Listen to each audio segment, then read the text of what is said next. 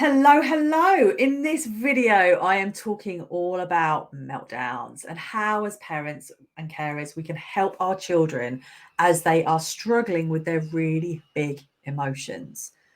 And we all know that, those times when our child is escalating, when their emotions are getting too big for them, it can be really hard for us as parents. So I'm going to give you an overview to the approach that I teach within Connective Parenting MVR so that you can think about how you can start using that within your family. So, first things first, if you know you escalate with your child, be really aware of that.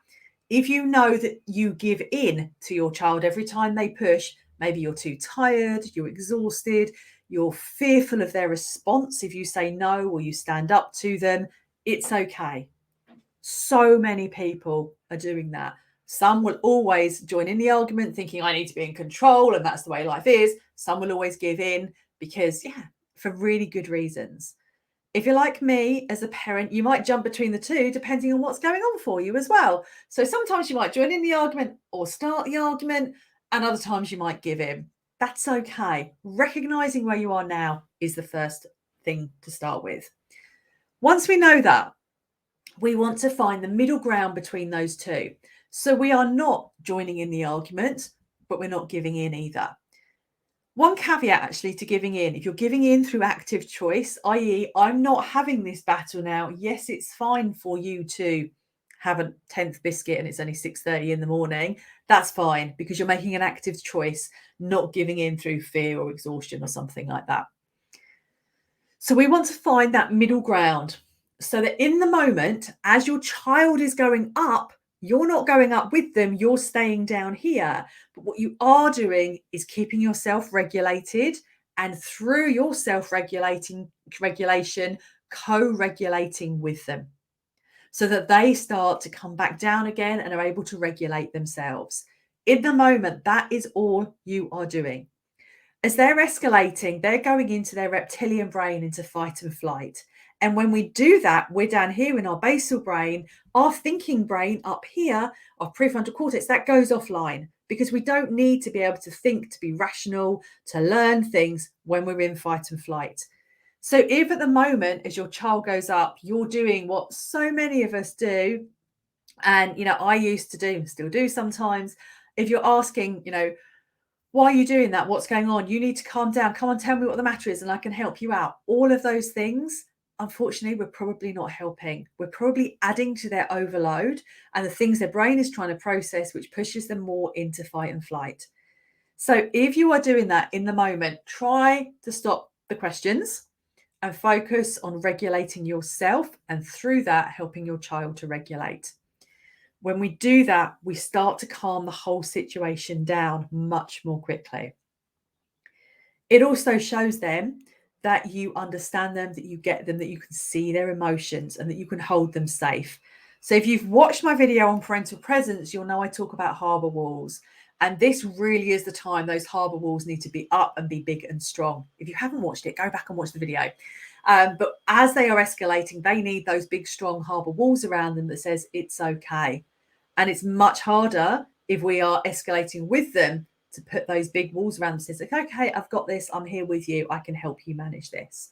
So that is what you want to be focusing on in the moment.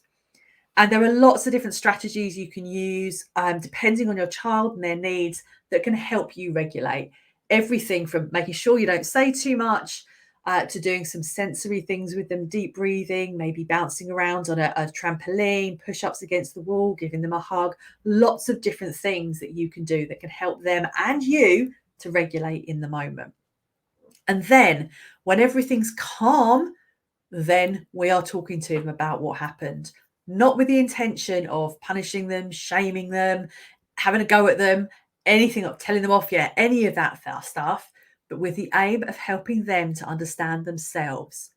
Because if we can help them to understand themselves and their emotions and how to safely release those emotions and talk to them and ask for help when they need it, then we're helping them move forward. And over time, we are reducing the escalations.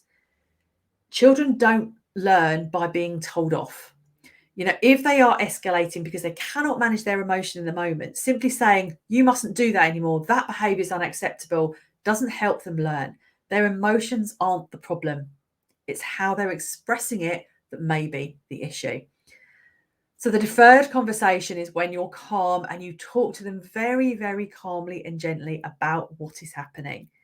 And you need to do that in a way that doesn't immediately put their barriers up the second you start talking to them. So you do want to be calm, you want to be gentle, you want to not be shouting, you want to not be kind of in that tele-off frame of mind. It's really, really important to try and avoid that kind of, I'm going up there to tell them off. Because when we do that, immediately our backs go up. And I think that's the same as adults as much as it is for children. So we are doing that within MVR. Now, I know that that might feel like it's letting them get away with it by not dealing with it and not giving them a really harsh consequence. It's not. The deferred conversation makes them, or helps them, should I say, reflect on what's happened and how they can change it moving forward.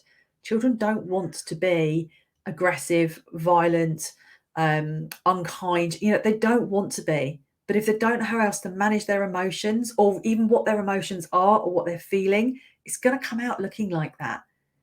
Because that's the bit that they can show, that's the bit that protects them, that's the bit that keeps them safe. So we have to work with them through the deferred conversation to help them learn and understand about themselves and their emotions. And when we are doing that, we see change over the longer term. I know that that might seem counterintuitive. I know it can be really hard, particularly if you're in a rewards and consequences mindset, to change it. But from one parent to another, it works. It really, really changes behavior. And I've seen it happen with so many other families as well. So if you're doubting it, give it a go.